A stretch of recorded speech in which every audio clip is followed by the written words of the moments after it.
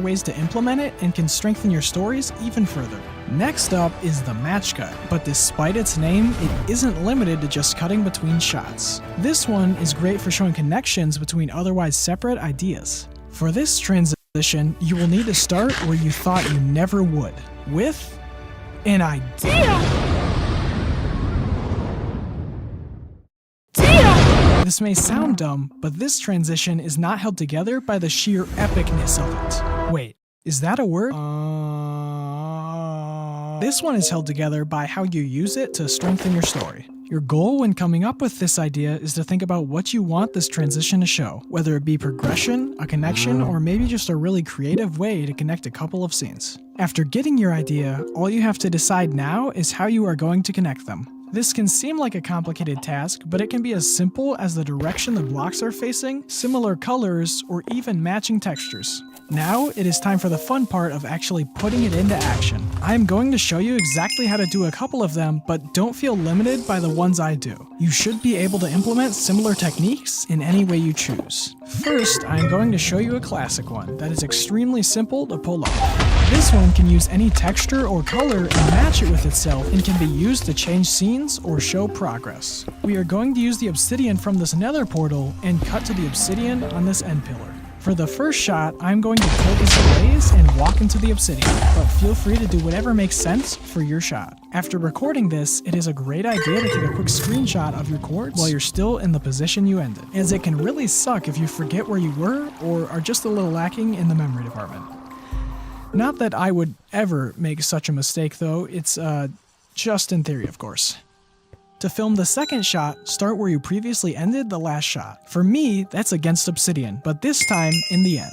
And because I am a perfectionist, I am going to line up my rotation and position, but you don't necessarily have to do this, I just prefer it to look seamless. The second one I'm going to show you is pretty good for showing changes, whether it be building progress or a change in location, and is best made with flashback mode. To show this gorgeous build magically coming into being, I'm just going to make some simple keyframes with the build incomplete and then copy and paste them in a spot after the build is complete. If maybe you want to change the scene but keep it feeling connected to the previous one, what often looks best is keeping the same FOV, camera direction, and sometimes even relative distances from the main subjects and just rendering the two scenes with the same camera movements. Although these are the two I'm going to show, there are plenty more ways you can use the same techniques with many other types of match cuts, using things like shapes, relationships, and even expectations, so feel free to experiment to truly get the results you're aiming for. Now, let's head to Premiere so I can show you a few techniques to make your match cuts actually feel seamless. For the first example, all you need to do is line up the two clips on top of each other and cut the first recording when the movement ends. As you can see, the clips are perfectly lined up, but things like the hotbar and lighting change a little bit. It can help to add a gradual fade to make it more subtle. Another thing you can do if they're not lined up perfectly is just cut the first one slightly after the movement stops and then make the first frame of the second shot be the first frame with movement so it immediately moves. For the second example, since we know it's perfectly lined up, you have a few more options to transition to it. You can add some simple transitions like a linear wipe or even your own effects like this light pulse. While this transition requires a little pre-planning and prep work, this next one is one of the best to add to already recorded footage to transition from first person to a more cinematic camera. But before I show you that, if you've learned something new already, it would mean more than you could imagine if you comment what you learned. These videos take more time and stress to make than you probably realize, and I want to know that people are actually finding them useful so I can continue to make them. Anyway, I don't want to hold you up any longer, so on to the next transition.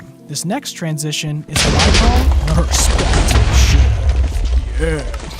It's a really clear way to show a change in perspective. This one's perfect for revealing things you can't fully see in first person and giving the audience more information than the player may have. This transition works best if you have already recorded in-game footage while letting flashback record in the background as well.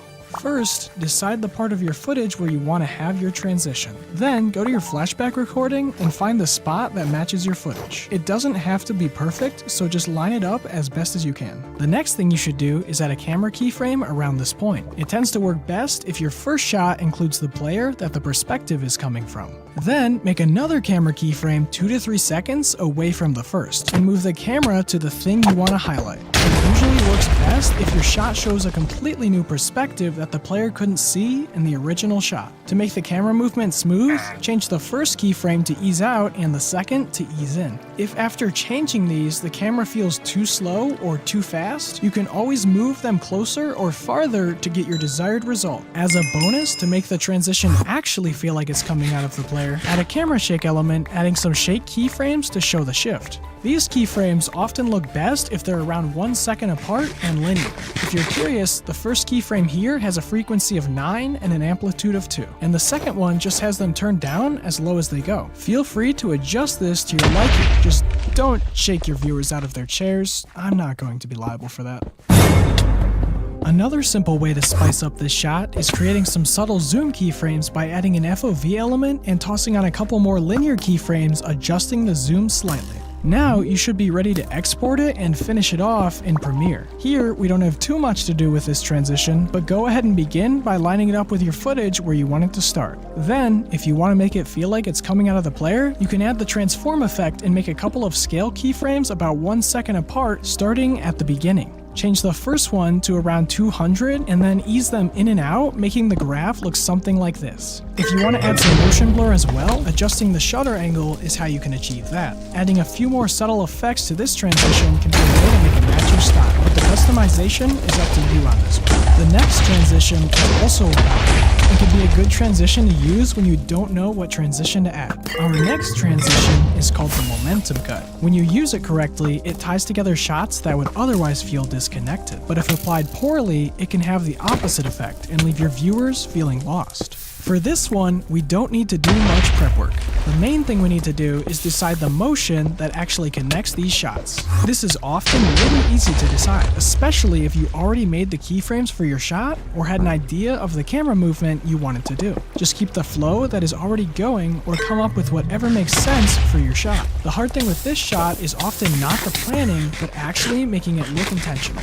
The easiest way to make this shot look perfect is to simply match up the keyframe types, timing, and movements. One thing to note is that if you are using smooth keyframes, they often connect with other keyframes in your camera and can be harder to work with for these types of shots. So it's usually best if you just ease the keyframes. What I tend to do to line them up easier is paste the keyframes in from the first shot and match the properties, but honestly, it doesn't have to be perfect, as if you just make it close and the movement is fast enough, no one will notice. Another way you can do a momentum cut is with the movement of an object in a couple of scenes. For this one, I'm going to match up the camera movements as well, but the thing that is going to bring this transition together is the similar movement in these two shots. All I am going to do is make the directions and placements of these things somewhat aligned and make them have similar camera movements. Now that we have our shots, let's bring them into Premiere and actually assemble the transition. Start by lining up the two shots so their movements flow. I usually just layer them on top of each other and turn the opacity of the top one down a bit, trying my best to make the movements look natural. Then I can simply decide where I want to cut it and trim the top clip, turning its opacity back up. Or I can add a subtle transition effect like a fade to make it a bit smoother. The next transition is by far the easiest way to get clean, consistent transitions. Well, actually, it's a lot more than just one transition. See, I didn't want to make another generic transition pack, so I spent a lot of time rebuilding how this one actually works. The focus was on making it easy and consistent to use without losing the control people actually care about. This system is packaged into a donation-only transition pack. I was originally planning on linking it in the description, but yeah, it turns out YouTube started to insta-kill new creators who do that. So just open up a new tab, type in minecraftmotion.com, and click on the transition pack. There's a video in the package showing how to actually download it, so I'm going to assume you already have it installed into your project for the next step. Start by cutting the clip to your desired duration. Then click inside the folder with the transitions, and if it looks like this, click the icon here. Now pick the transition you want to use for the first transition of this clip.